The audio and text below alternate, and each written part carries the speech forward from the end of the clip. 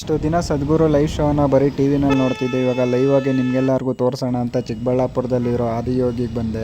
ಇಲ್ಲಿಗೆ ಬಂದಾದ್ಮೇಲೆ ಗೊತ್ತಾಗಿದ್ದು ಇಲ್ಲಿ ಲೈವ್ ಶೋ ನಡೀತಿಲ್ಲ, ಕೊಯಿಮತ್ತೂರಲ್ಲಿ ನಡೀತಿರೋದು. ಕೊಯಿಮತ್ತೂರಲ್ಲಿ ನಡೀತಿರೋ ಲೈವ್ ಶೋನ ಇಲ್ಲಿ ಬಿಗ್ ಸ್ಕ್ರೀನಲ್ಲಿ ತೋರಿಸ್ತಾರೆ ಅಂತ.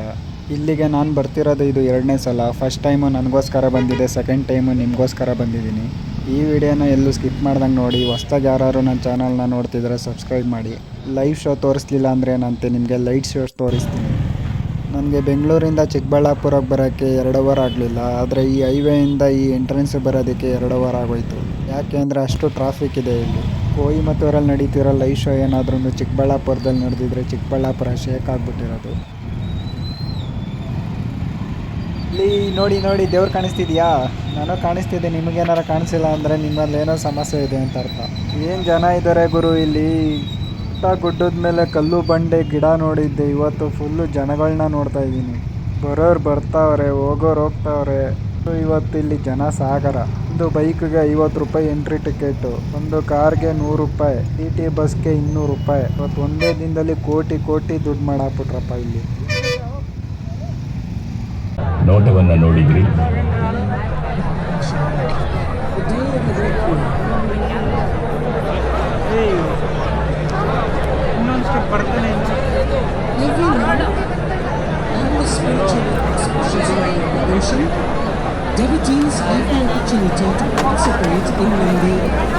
ಪ್ರತಿ ತಿಂಗಳು ಪ್ರದೋಷದ ದಿನದಂದು ಭಕ್ತಾದಿಗಳು ನಂದಿ ಅಭ್ಯಂಗದಲ್ಲಿ ಪಾಲ್ಗೊಳ್ಳಬಹುದು. ಎಣ್ಣೆ ಹಾಗೂ ತುಪ್ಪದ ದೀಪವನ್ನು ಅರ್ಪಿಸಬಹುದು. ಭಕ್ತಾದಿಗಳು ನಂದಿಯ ಅನುಗ್ರಹವನ್ನು ಪಡೆಯುವಂತಾಗಲು ಸದ್ಗುರುಗಳು ಈ ಪ್ರಕ್ರಿಯೆಯನ್ನು ನಿಗದಿಪಡಿಸಿದ್ದಾರೆ.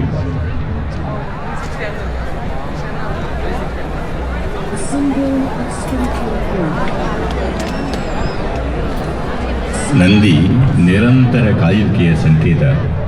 ಇದನ್ನು ಭಾರತೀಯ ಸಂಸ್ಕೃತಿಯಲ್ಲಿ ಅತ್ಯಂತ ಶ್ರೇಷ್ಠವಾದ ಗುಣವೆಂದು ಪರಿಗಣಿಸಲಾಗಿದೆ. ಕಾಯುವಿಕೆಯ ಗುಣ ಗ್ರಹಣಶೀಲತೆಯ ಸಾರಸತ್ವ. ಯಾರು ಪರಮ ತೀವ್ರತೆಯೊಂದಿಗೆ ಸುಮ್ಮನೆ ಕುಳಿತು ಕಾಯುತ್ತಾರೋ ಅವರು ಸಹಜವಾಗಿ ಧ್ಯಾನಸ್ಥರಾಗಿರುತ್ತಾರೆ.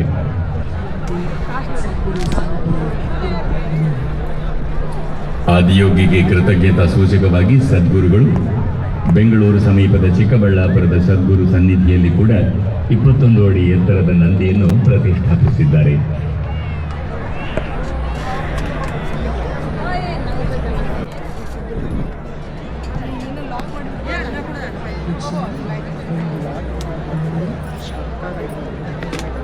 ತಾವರೆ ಹೂವುಗಳನ್ನು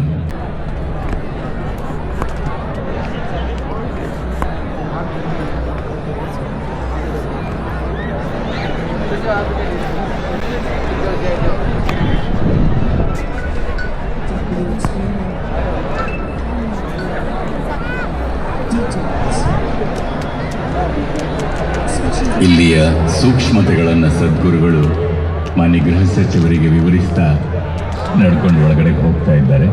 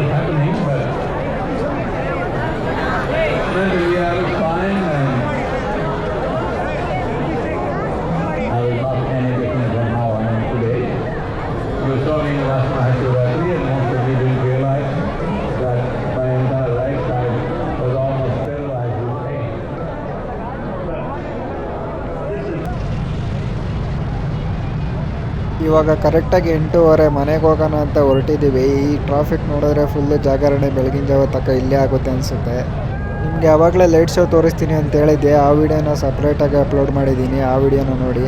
ಯಾಕೆಂದರೆ ಒಂದೇ ವಿಡಿಯೋದಲ್ಲಿ ಫುಲ್ಲು ಲೆಂತ್ ವಿಡಿಯೋ ಆಗ್ಬಿಡುತ್ತೆ ಅಂದ್ಬಿಟ್ಟು ಸಪ್ರೇಟಾಗಿ ಅಪ್ಲೋಡ್ ಮಾಡಿದ್ದೀನಿ. ಆ ಲೈಟ್ ಶೋ ಅಂದರೆ 15 ನಿಮಿಷ ಇದೆ.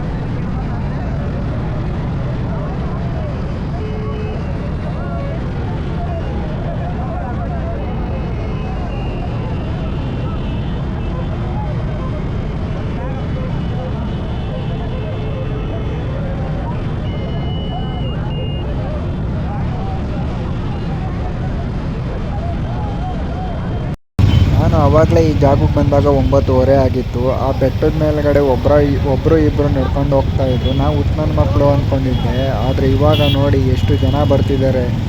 ರೋಡಲ್ಲಿ ಪಾದಯಾತ್ರೆ ಮಾಡೋದಕ್ಕೆ ಜಾಗ ಇಲ್ಲ ಅಂದ್ಬಿಟ್ಟು ಆ ಗುಡ್ಡದ ಮೇಲ್ಗಡೆ ನಡ್ಕೊಂಬರ್ತಿದ್ದಾರೆ ಎಲ್ಲರೂ. ನಾವು ಇಲ್ಲಿಗೆ ಸಂಜೆ 4 ಗಂಟೆಗೆ ಬಂದು ಒಳ್ಳೆ ಕೆಲಸ ಮಾಡಿದ್ವಿ. ಯಾಕೆಂದರೆ ನಾವು ಆದಿಯೋಗಿ ಸ್ಟ್ಯಾಚು ಹತ್ರನೇ ಬಂದಿದ್ದೀವಿ. 8 ಗಂಟೆ 9 ಗಂಟೆಗೆ ಹೊರಟಿರೋರೆಲ್ಲ ಪಾದಯಾತ್ರೆ ಮಾಡ್ಕೊಂಬರ್ತಾ ಇದ್ದಾರೆ, ಆರ್ಚ್ ಹತ್ರನೇ ಗಾಡಿ ಪಾರ್ಕಿಂಗ್ ಮಾಡಿಬಿಟ್ಟು.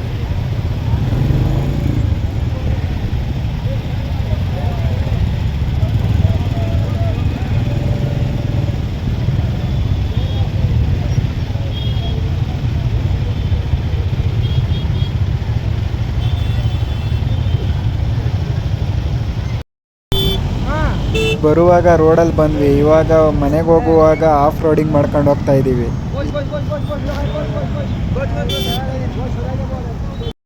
ಇಲ್ಲಿರೋ ಅಕ್ಕಪಕ್ಕ ಹೊಲಗಳೆಲ್ಲ ಕಾಲ್ದಾರಿಗಳಾಗ್ಬಿಟ್ಟವೆ, ಗಾಡಿ ಓಡಾಡಿ.